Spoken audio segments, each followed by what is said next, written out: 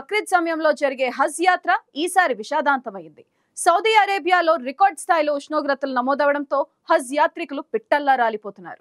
ఈ ఏడాది హజ్ యాత్రకు దాదాపు 18.3 లక్షల మంది రాగా ఎండల తీవ్రత ధాటికి ఇప్పటి వరకు 577 మంది ప్రాణాలు కోల్పోయారు. మృతుల సంఖ్య మరింత పెరిగే అవకాశం ఉన్నట్లు అధికారులు చెబుతున్నారు. అయితే మృతుల్లో అత్యధికంగా ఈజిప్ట్ చెందిన వారే ఉండడంతో ఆ దేశం అప్రమత్తమైంది. తమ దేశ పౌరుల రక్షణకు చర్యలు తీసుకోవాలని సౌదీ అరేబియాను కోరింది.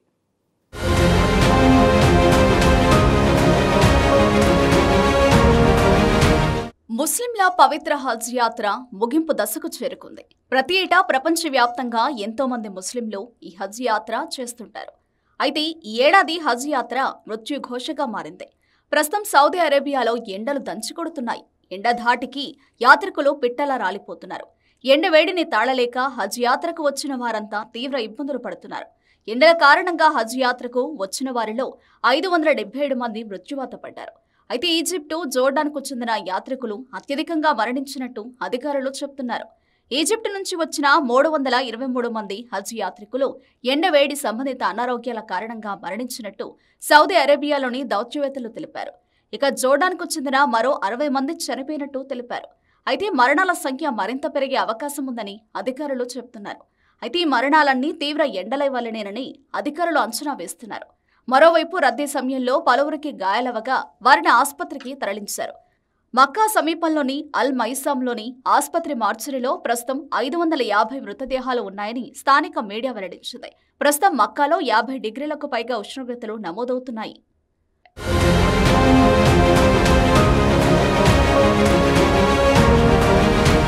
ఈసారి హజ్ యాత్రలో దాదాపు 18.3 లక్షల మంది పాల్గొన్నారని, వారిలో 22 దేశాలకు చెందిన 16 లక్షల మంది ఉన్నారని హజ్ నిర్వాహకులు తెలిపారు.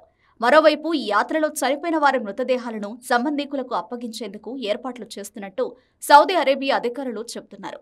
తమ దేశం నుంచి హజ్ యాత్రకు వెళ్లిన యాత్రికుల ఆచూకీ తెలియడం లేదని ఈజిప్టు ప్రభుత్వ వర్గాలు హజ్ నిర్వాహకులకు తెలిపాయి. వారిని గుర్తించేందుకు చర్యలు తీసుకోవాలని ఈజిప్టు ప్రభుత్వం కోరింది. హజ్ యాత్రలో తప్పిపోయిన ఈజిప్టు పౌరుల కోసం సౌదీ అధికారులతో కలిసి పనిచేస్తున్నామని ఈజిప్టు ప్రభుత్వం తెలిపింది.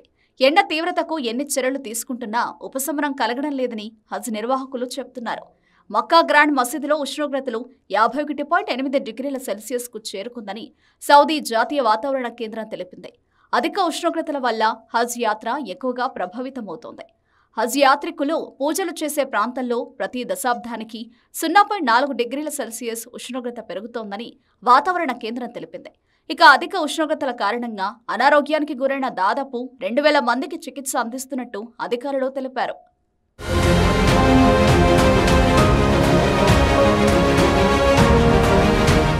ఇక గతేడాది జరిగిన హజ్ యాత్రలో 240 మంది యాత్రికులు మృతి చెందారు. అప్పట్లో ఎక్కువ మంది ఇండోనేషియన్లు ప్రాణాలు కోల్పోయారు. అయితే ఈ ఏడాది దాదాపు 136 మంది ఇండోనేషియన్లు హజ్ యాత్రలో ప్రాణాలు కోల్పోయారు. ఎండ తాపాన్ని దృష్టిలో ఉంచుకుని నిర్వాహకులు అనేక ఏర్పాట్లు చేశారు.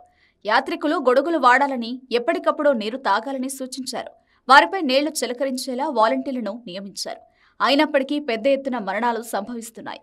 ప్రతి ఏటా బక్రీద్ సమయంలో జరిగే ఈ హజ్ యాత్రకు అనేక దేశాల నుంచి ముస్లింలు వస్తుంటారు. అయితే ఈసారి మాత్రం సౌదీలో రికార్డు స్థాయిలో ఉష్ణోగ్రతలు నమోదవుతున్న నేపథ్యంలో వారంతా ఉక్కిరిబిక్కిరవుతున్నారు. హజ్ యాత్ర చేసే వారిలో వృద్ధులు, మధ్య వయసు వారు ఎక్కువ మంది ఉంటారు. అయితే వీరంతా ఎండ ధాటికి తట్టుకోలేక చనిపోతున్నారు.